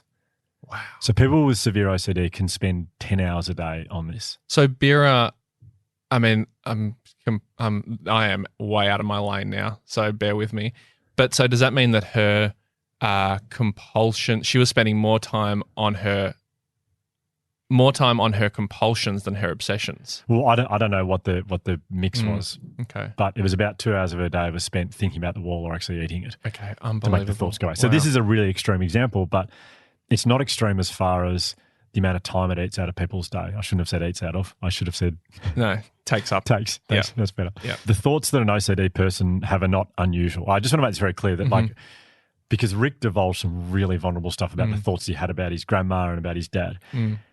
Those thoughts aren't that unusual for human beings. So Can I just, sorry to go off, but I just need to acknowledge how funny his delivery of what his dad said the other night was. Like, I know it was very, apologies to people who were offended by the language, but I mean, I that's one of the biggest laughs I've had in a long time. And he did mean that to be funny. I've spoken to him about it afterwards. But anyway, sorry to continue. yeah, but Josh and I didn't want to offend or do the wrong thing, but listening back to it, I was going for a walk listening to it and I laughed so much and then thought, oh God, was I meant to laugh at the time more or I don't know. Anyway, so let's just break down OCD. So OCD will start with intrusive thoughts. Here's the thing though, we all have intrusive thoughts, weird intrusive thoughts. And if you're thinking, well, I don't have thoughts like that, well, you're either lying or you're a statistical anomaly. And I'll back that up with a story of my own, but then I'll also give you the research behind it. So I went through a stage. when I was having really serious conversations, really important conversations. A thought had come into my head of what would happen if you just spat in this person's face right now. I do that. I'm doing it right now. I'm honestly thinking right now, what if I ate your nose off? What if I didn't stop until it was gone? Like that, I do have them all the time. And it's always in serious moments. Yeah. It's in like meetings. And then I start thinking about the most insane thing, or like at weddings. Like I often think like during really emotional speeches or anything like that, I start thinking about, the only thing stopping me from running up and like just running into that wall for attention is me. I'm the only one stopping me. Anyway, sorry, that I have those thoughts all the time. Okay, and your nose is very safe.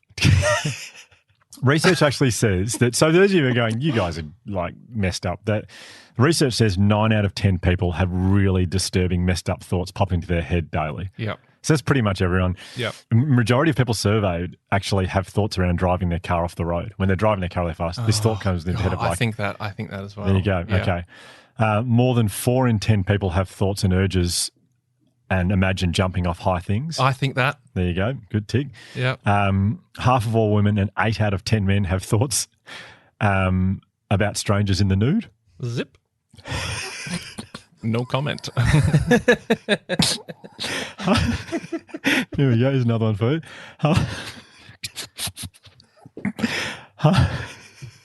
Half of all people surveyed think about sex acts they would consider disgusting. No, not me. I'm very clean. You freaks. Yeah, that's weird. That is weird. Eating someone's nose off their face, fine. Sex acts, not me. Disgusting, not you. Not okay. So all these thoughts we've talked about now, they've actually got a name. They're called ego-dystonic thoughts. They are so contrary to our personality, to our values, to what we actually think. But we've just got this thought machine in our head that just keeps pumping out these thoughts, and we don't really know where they come from. Are they called ego dystonic thoughts because it comes from our ego, not from ourselves? I'm sort of like trying to talk about ego like Eckhart doesn't. I don't really know. Okay, yep, okay. Either. So yeah. Put you on the spot there. God, and if you're looking for resources, you come to the right place. So with ego dystonic thoughts, they go against everything we stand for. Yep. But we have them and they come and go. I have a thought. I remember when Elsie first came home from the hospital, this beautiful baby that I couldn't love more. I was walking around with her in the backyard, and I walked past the pool and I had this thought in my head of what would happen if I throw her in the pool right now? Yeah. My gosh. Yeah. I mean, that is the opposite thing that I want to do. What happened? She swam. She's an amazing swimmer. Well, sink or swim, you know? That's it. But here's the thing. I thought it and I went, that's a weird thought, and it was gone. Yep. That was it. Mm-hmm. People with OCD, they can't stop those intrusive thoughts. They think it and they just cannot get rid of it. Not all of them are disgusting, like I mentioned above. A really common thought that people with OCD, they're not like sexually disgusting thoughts all the time. They can be little. The really common one is, do I have germs on my hands? I need to wash my hands. Oh my gosh, I've washed them 5 times. If I do it 10 times, then the germs will be gone. Mm-hmm. So that's the intrusive thought they have is I've got germs on my hands. I've jumped to the Winston Churchill, actually, I don't know if this is a well-known thing or not, but I just read the other night, he actually had OCD. Oh, right. And I'm actually going to read from the book very quickly. Which book is this? So it's a book I'm going to recommend a bit later on, but It's called The Man Who Couldn't Stop by David Adam.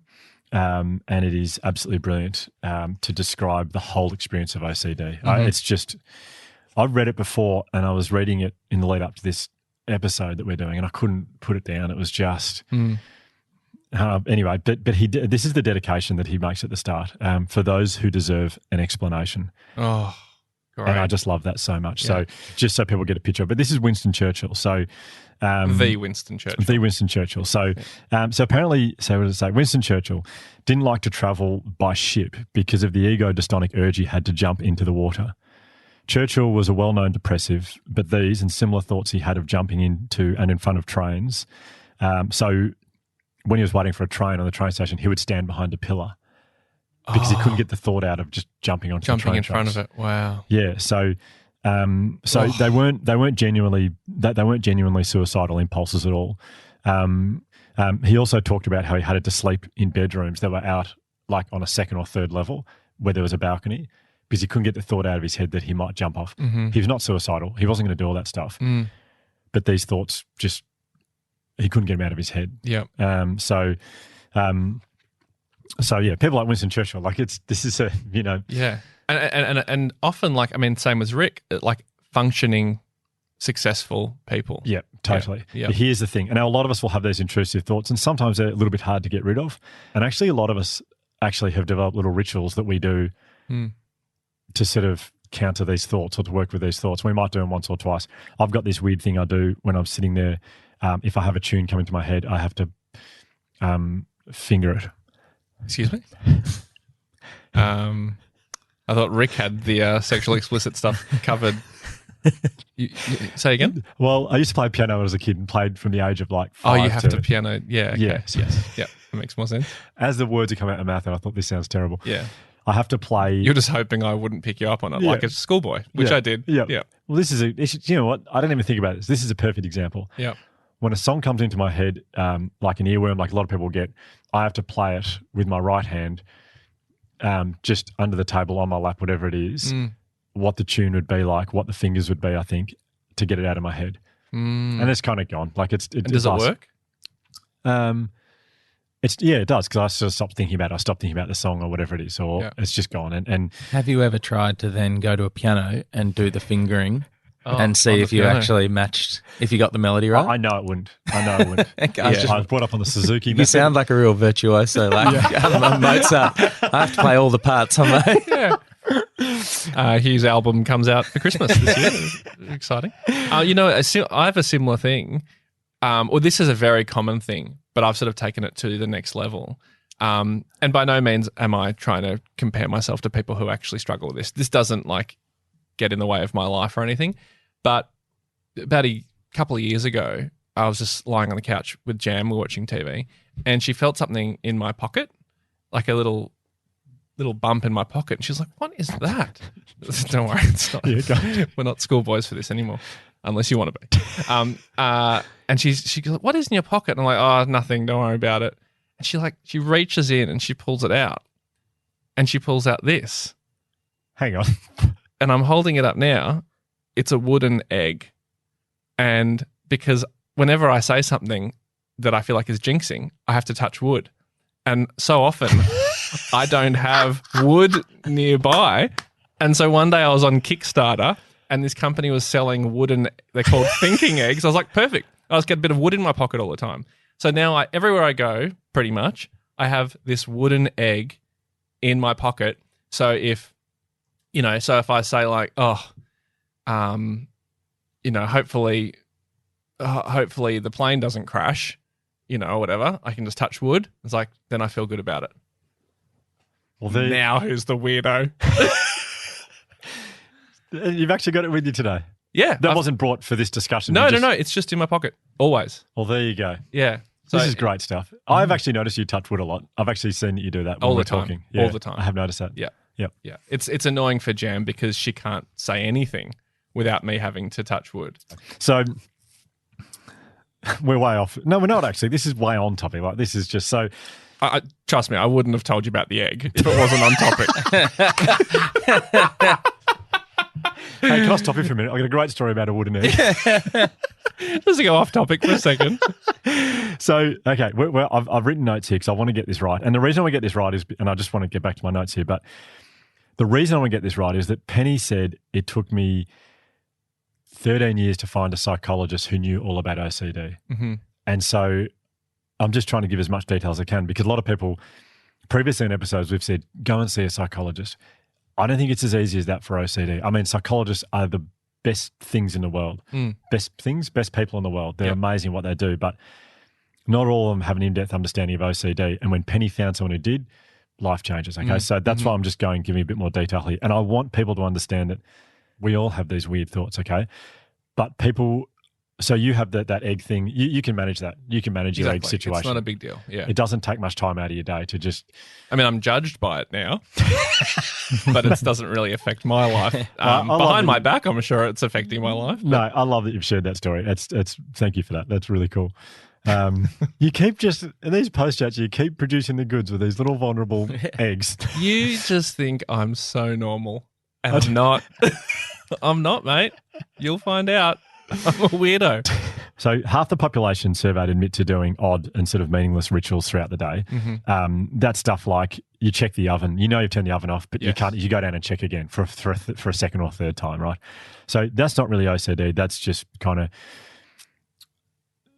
these people with OCD, though, they cannot escape these thoughts. They cannot escape these rituals. They take up so much time out of their day. So these rituals are the compulsions. It's when the obsession combines with the compulsion to totally disrupt your day and completely hijack you and sometimes take over your life, in the most awful way. Rick spoke about he couldn't enjoy going to the Grand Canyon. Mm-hmm. He didn't enjoy that. Yeah. It's one of the 7 wonders of the world. He didn't enjoy it because he was so worried he'd kicked a rock in someone else's way. Yeah. So exactly. It's like for me, I put my hand in my pocket, I touch an egg. Yeah. Fine.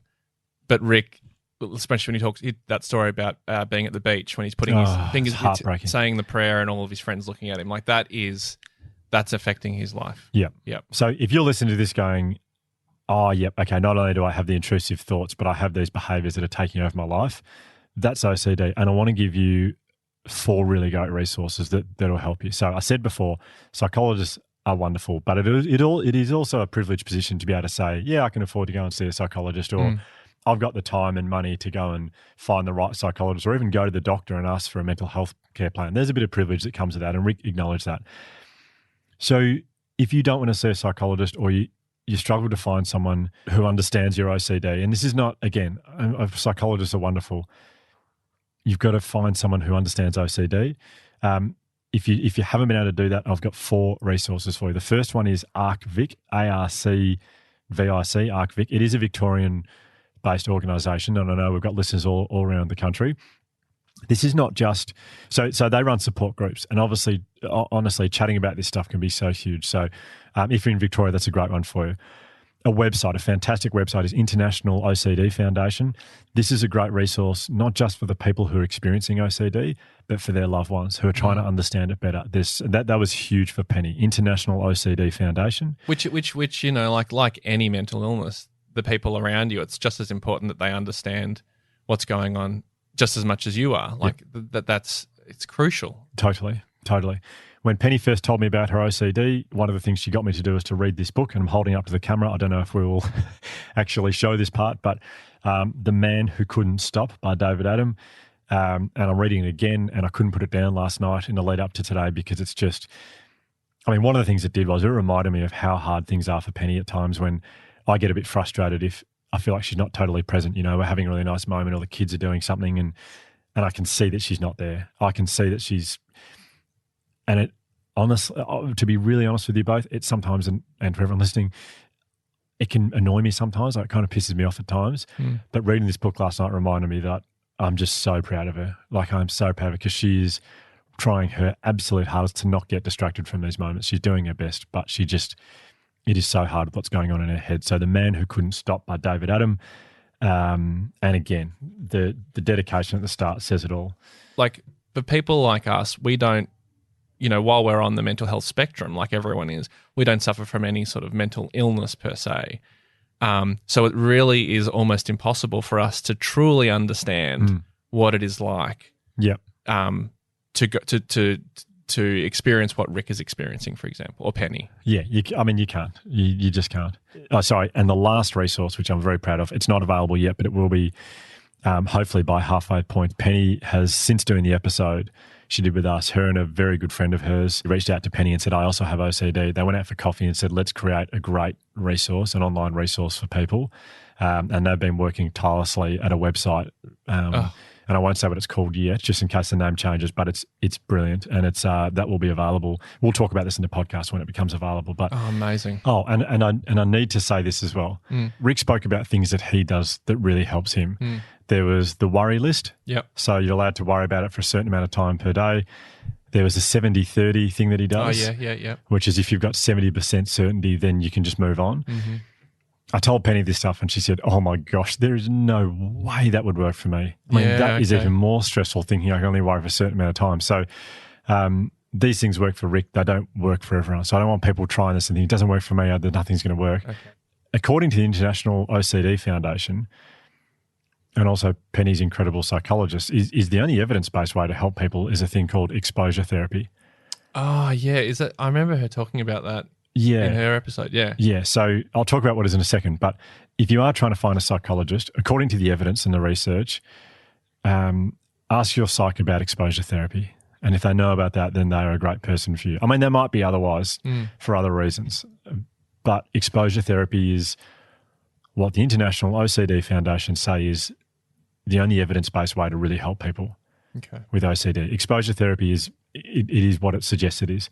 It is exposing yourself to the worry or the stressful or the intrusive thought that you have. So one of the things, and Penny's, and this is very common, and I know this is the case with Rick as well, but one of the big things for people with OCD is this awful fear you're going to inconvenience other people or make other people's lives not perfect. So that's a big one. I'm sure he would. I don't think Rick talked about this, but that is a big thing for Rick. Like, he does not want to put people out in any way, which makes him an incredible guy. But for him, it's a bit stressful, obviously. Yeah. I see it with Penny a lot. We were in the car the other day and she was dropping me off at the shops because we couldn't find a park, and there was a car coming up behind us. She nearly drove off when I was halfway out the car, like when I was still on the seatbelt, just because you were inconveniencing we were slowing the people down. Behind it. She cannot inconvenience or disrupt anyone else's day. Yeah. And the thought of doing it causes a lot of stress. So her psychologist said, you need to expose yourself to those situations. So me not getting out of the car quickly and that was like exposure for Penny, because nothing happened. The people just waited and they knew it was happening. So for Penny, it's like, okay, that wasn't too bad. We're an interesting mix, Penny and I, because Penny cannot handle the thought of being late for anything. Like, it is so stressful to her because it puts people out. What's your excuse? I don't operate on a similar type of time. Yeah, as everyone else. Yeah, pretty much. Expose. So, but this is not for me to talk about how exposure therapy works. But Penny's psychologist said to her, "I want you to be late to something. I want you to deliberately be late. Expose yourself to that fear and that uncertainty of what's going to happen, and watch that it is okay in the end." Mm-hmm. You know, these are very mild examples, but and again, it is not up for me to explain what exposure therapy is. If you want to get help for your OCD with a psychologist, the evidence says exposure therapy is really good. Yep. So I just wanted to put that in there. Don't try and look it up. Don't try and Google it and try and do it yourself. I think you need a professional to help you with that. So just wanted to add that as well. Mm-hmm. There are some resources for you. I hope this episode has helped. If you are someone who struggles with OCD or knows someone who has, I hope it's helped you understand it a little bit better. I hope those resources help. And Rick Davies, gosh, if you're still listening, if you are listening to this, thank you so much. Hopefully we haven't lost you. Yeah. God, this is boring. He switched off. No, Rick. I mean, I've said to him in person, but I've told him how much I appreciate it, how much we appreciate it, and I'm sure everyone listening will really appreciate it. It's a big thing. So yeah, it really is. It really is. So,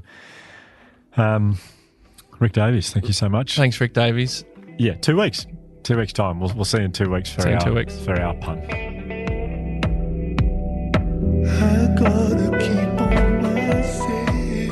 If this episode has triggered anything for you around mental health, we strongly recommend Lifeline on 131114. The Imperfects is brought to you by the Resilience Project, produced by Ryan Shelton, Josh and Hugh Van Carlenberg.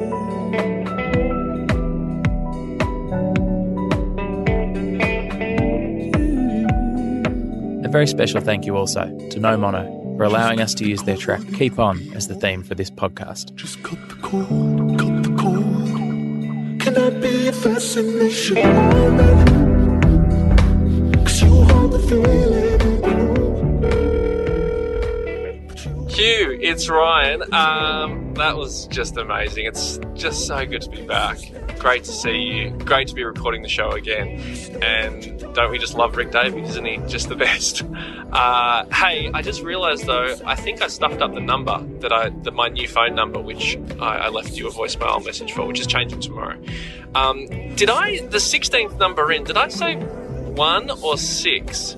Because if I said 1, that's completely wrong. No, it's definitely 6. So 0463781962993506 004719388811196185526. That's the actual number. So yeah, just amend that in your records. That would be great. I'll see you soon. I'm really excited to be back. It's Ryan Shelton from the Imperfects podcast. I literally just saw you for that recording. To call back, press 22. To replay message, press 1. To reply, press 2.